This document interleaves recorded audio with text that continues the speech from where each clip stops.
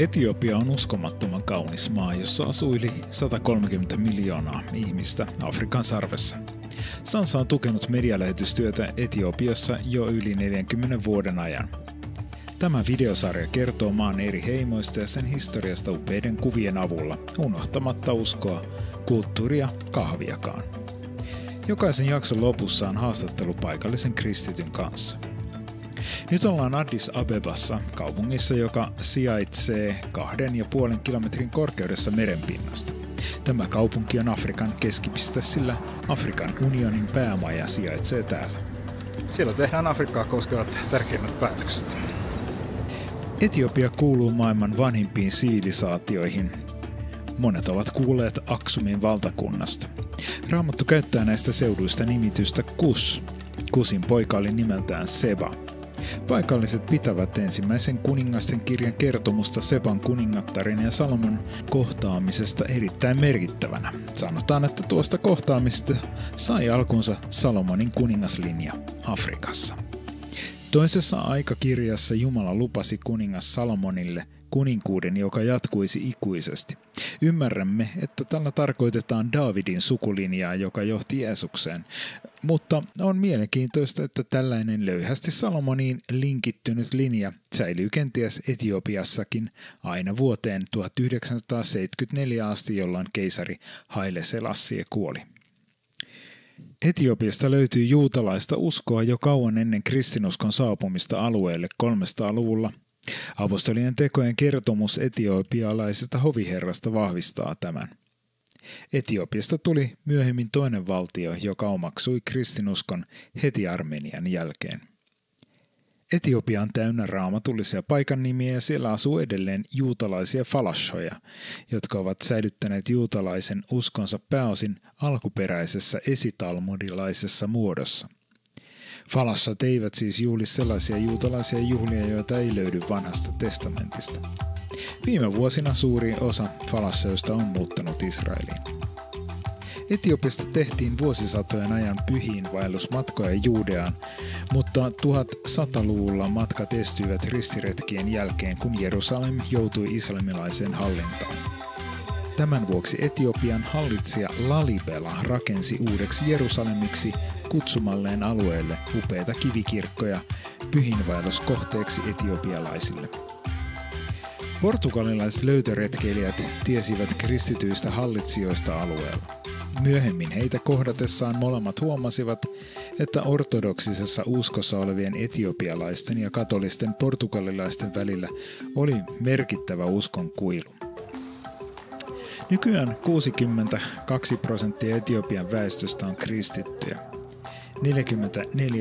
44% on ortodokseja ja lähes 19% helluntalaisia ja muita evankelisia kristittyjä. Loput ovat pääosin muslimeja, erityisesti maan itäosissa Somali- ja Afarimailla.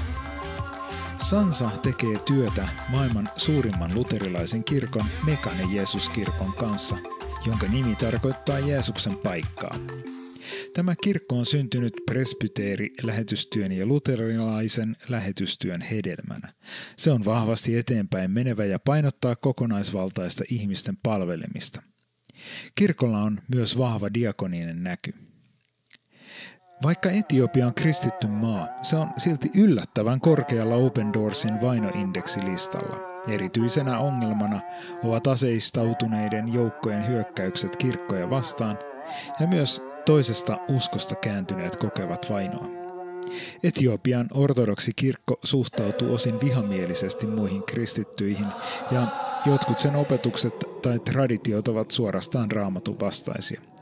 Esimerkiksi usko siihen, että Salomon olisi lahjoittanut liiton arkin Seban pojalle ja että se nyt sijaitsee Aksumin kirkossa, vaikka raamatussa liiton arkki mainitaan vielä 600-luvulla ennen Kristusta Juudeassa.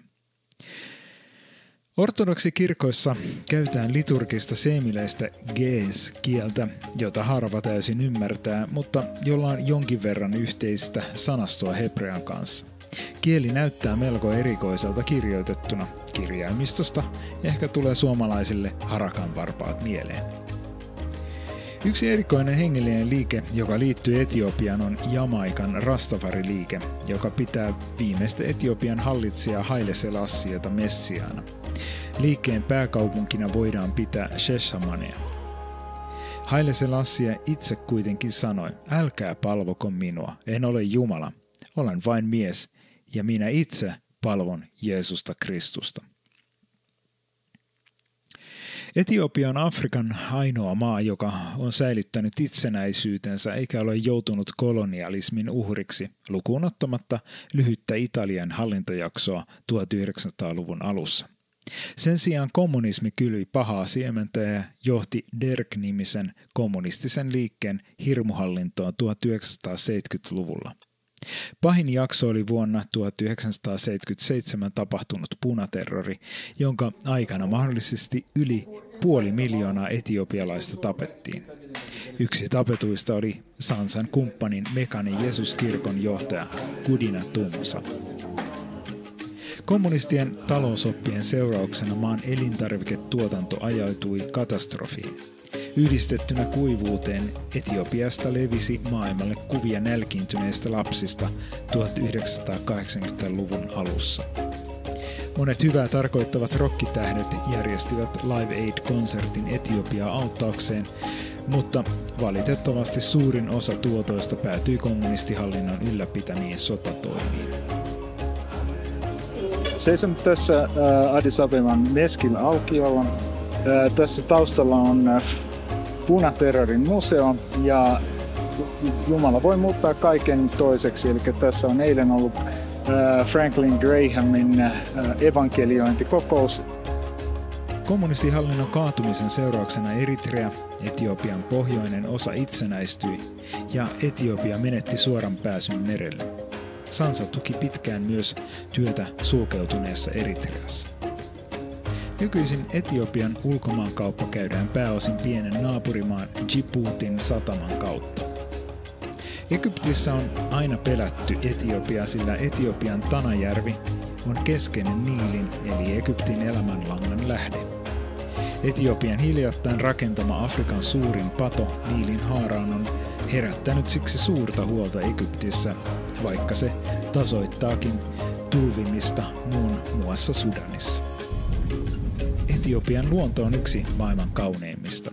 Täällä on valtavan vehreitä alueita, korkeita vuoria, järviä, vaihtelevaa maisemaa, metsiä, luonnonpuistoja ja myös kuumia paikkoja, kuten Danakilin autiomaa. Etiopia on tunnettu pitkän matkan juoksijoistaan, eikä ihme, sillä suuri osa maasta sijaitsee yli 2,5 kilometrin korkeudessa. Täällä ollaan lähes aina korkean paikan leirillä, mikä parantaa elimistön hapenottokykyä. Ja nyt lupaamani lyhyt paikallisen haastattelu. Inni waan waaqayyoo beekaa, ani immoo islaamu. Isaa banatee caqasuu anillee caqasa ture. Caqasaa ture 92 akkasitti osuma caqasu. Gaaf kaanii lallabni reediyoon darbu sun natti tolaatee bareedaa ture. Waggaa lama akkasitti dabarsee 94 gaaf tokkoffumaa biyya ga'ee amanuu qaba jedhee amane. Reediyoon sun immoo baay'ee nama baay'ee jijjiiraa turte, kan jijjiirame keessaa tokko anaayyuu. Baay'ee nama gammachiisa. Isa kanatti hojii jaalala waaqayyoo kana hubataa dhufe. Amma immoo ka sheekii wada qeessi. Sheekii irraa gara qeessii ta'ee jira. Baay'ee jijjiirama guddaa. Ammas isin naannoon kun ijoo ka jiru dubbachuu barbaadu. Naannoon kun amma booda daataa takka osoo footoo kaafattanii deemtanii godina Arsiin hin qabne. Laxxabnee jirra. Staatiksiin godina Arsii lixaa kun dodola dabalatee 80 tuqaa uumamamti musliim. Footoo fudhatte. 80 uumamama musliim. So he said, based on this, really radio is still working. Since 100 people called him, there are many thousands of people who don't have his number to call him. So I want you to work with us to propagate these radio home groups or this teaching on radio. Aina kun nostat huulillesi kupin kahvia, voit kiittää ja siunata ystäviämme Etiopiassa, sillä kahvin sanotaan olevan kotoisin täällä. Samalla voit hieman rukoilla etiopialaisten puolesta.